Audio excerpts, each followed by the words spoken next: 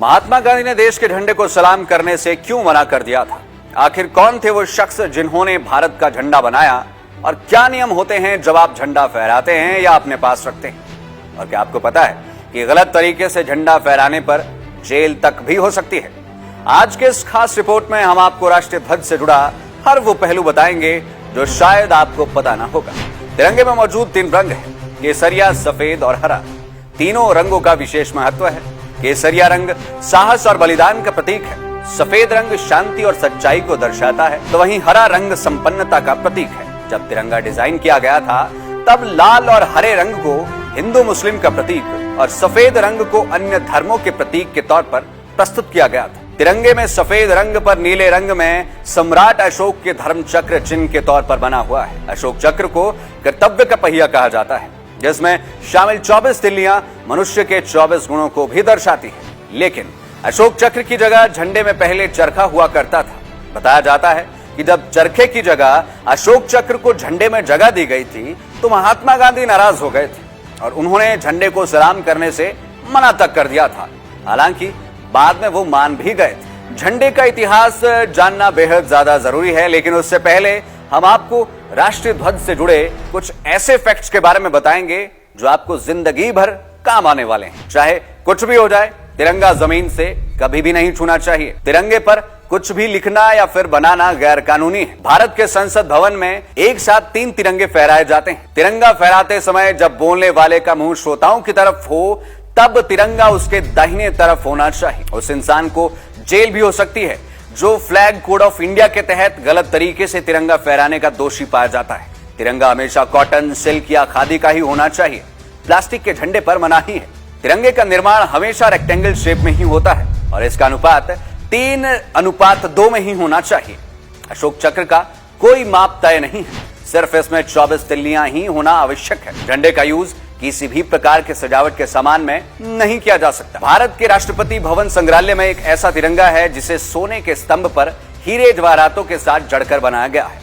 कर्नाटक का नारकुंड किला, महाराष्ट्र का पन्हाला किला और मध्य प्रदेश के ग्वालियर जिले में स्थित किले में ही केवल 14 बाई 11 फीट के झंडे को फहराया जाता है। 22 दिसंबर 2002 के बाद लोगों को अपने घरों या फिर ऑफिस में आम दिनों में भी तिरंगा फहराने की अनुमति मिली थी। भारत के संविधान के अनुसार जब किसी राष्ट्रीय विभूति का निधन होता है व राष्ट्रीय शोक घोषित होता है तब कुछ समय के लिए राष्ट्र ध्वज को झुका दिया जाता है। आपको बता दें कि उसी भवन का तिरंगा झुका रहेगा जिस भवन में उस विभूति के पार्थिव शरीर को रखा जाता है। शहीदों के शवों पर लिपटे तिरंगे में केसरिया पट्टी सिर की तरफ और हरी पट्टी पैरों की तरफ होती है। शवों के साथ तिरंगे को जलाया दफनाया नहीं जाता बल्कि उसे हटा लिया जाता है। आइए अब जानें कि आखिर किन संघर्षों से होते हुए तिरंगे का निर्माण हुआ और कैसे यह हमारा राष्ट्रीय ध्वज बना। राष्ट्रीय ध्वज का विकास आज के इस रूप में पहुंचने के लिए विभिन्न दौरों से गुजरा। पहली बार राष्ट्रीय ध्वज 7 अगस्त 1907 को पारसी बागान चौक कलकत्ता में फहराया गया था। उस दौरान ध्वज को काले, पीले और हरे रंग की पट्टियों से बनाया गया था। दूसरे ध्वज को पेरिस और बर्लिन इत्यादि में 1907 के दौरान फहराया गया था। यह पहले ध्वज की ही तरह था, मगर इसकी सबसे ऊपर की पट्टी पर एक कमल था और 7 तारे सप्तऋषि को दर्शाते थे। इसके बाद तीसरी बार 1917 के दौरान एनी बेसेंट और लोकमान्य तिलक ने आजादी आंदोलन के दौरान झंडे को फहराया, जिसमें 5 लाल पट्टियां और 4 हरी पट्टियां एक के बाद एक थी। सप्तऋषि के 7 सितारे थे।